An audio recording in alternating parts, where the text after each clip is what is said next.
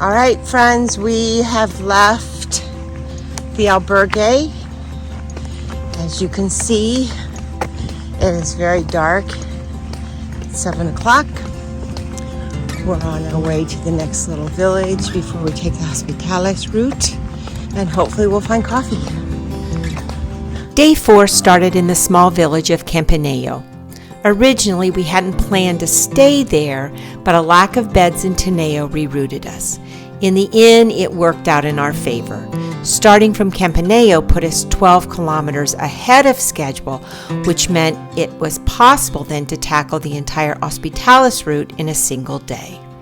The hospitalis route is 27 kilometers of steep, exposed trail through remote mountainous terrain.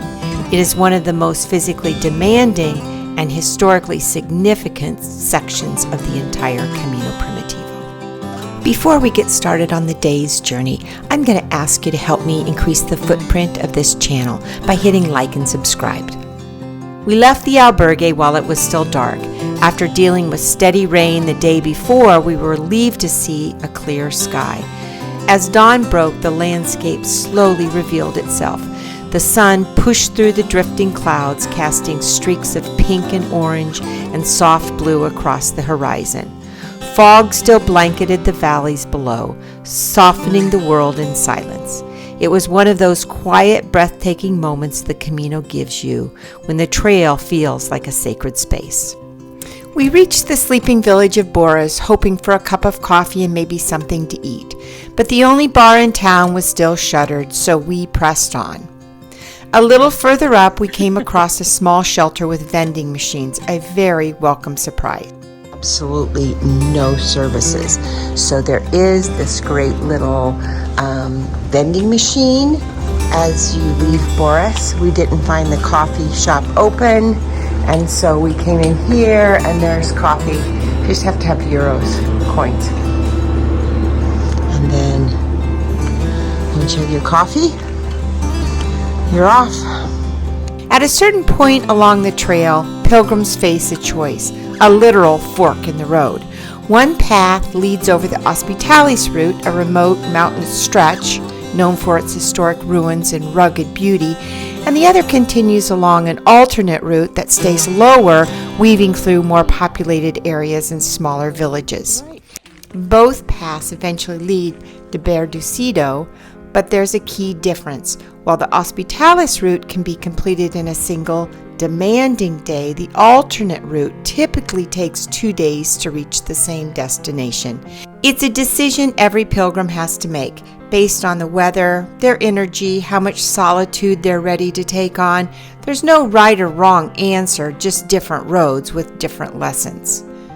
We opted for the hospitalis route, which climbs to over 1,200 meters in elevation. There are no services, waters, or shelter for the majority of the stretch, and really once you commit to it, you were committed. There's no villages to duck into, no place to refill your bottle or grab a warm drink. It's just you and the mountain and the wind, so come prepared. The trail is steep and remote. The paths are rocky, uneven, and exposed, and even in good weather, it's going to test your body. Along the way, we passed the crumbling remains of 3 medieval pilgrim hospitals: Fonfaraón, Paradiella, and Valparaíso. Built to care for those brave enough to make this crossing, they now stand in ruins, a solemn reminder of the countless souls who passed this way long before us. While today's climb along the hospitalis route was undeniably beautiful, it was also wildly unpredictable. The weather shifted constantly. 1 minute the sun was warm on our backs, and the next we were wrapped in a thick fog, damped and chilled to the bone. As we gained elevation, the wind picked up, forcing us to stop and readjust. Buffs pulled high, jackets zipped tight, heads down, pressing forward as the gust of winds whipped around the ridge. And yet, in the midst of this harsh and shifting landscape, cows graze contentedly along the hillsides, completely unfazed by our discomfort. They stood among wildflowers and lush green grass, chewing slowly as if to remind us that this really was their element. I think it's these kind of days that make me feel alive. Not because they're easy, really, but because they're real. They remind me that we should never settle for life of only ease and comfort, but daily engage in a quiet act of tackling a challenge, showing up, persevering, and pressing forward when everything in you wants to stop. You know, this journey was not a tour bus itinerary or a curated resort experience. It was raw, physical, and honest. And I think there's a kind of joy out here that no theme park ride or Instagram perfect vacation can offer.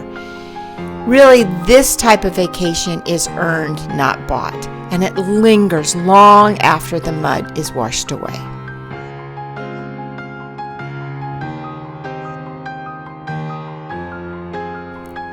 As we descended into Berdecito, there was a quiet confidence in our step.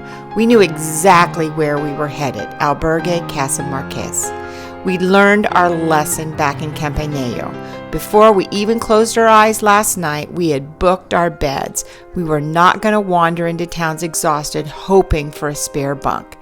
So this evening, we shared a meal with fellow pilgrims, faces we'd seen along the trail, now gathered around a table like old friends.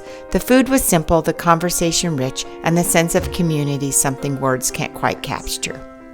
Later that evening, we settled into our bunks, legs aching and hearts full. The stillness of the mountain village seemed to wrap us like a blanket. As I lay there in bed, I couldn't help think about the countless pilgrims who had walked this path centuries before. Many faced weather far worse, trails far rougher, and conditions that made our modern discomforts really feel small. And yet, they kept going, driven by something greater.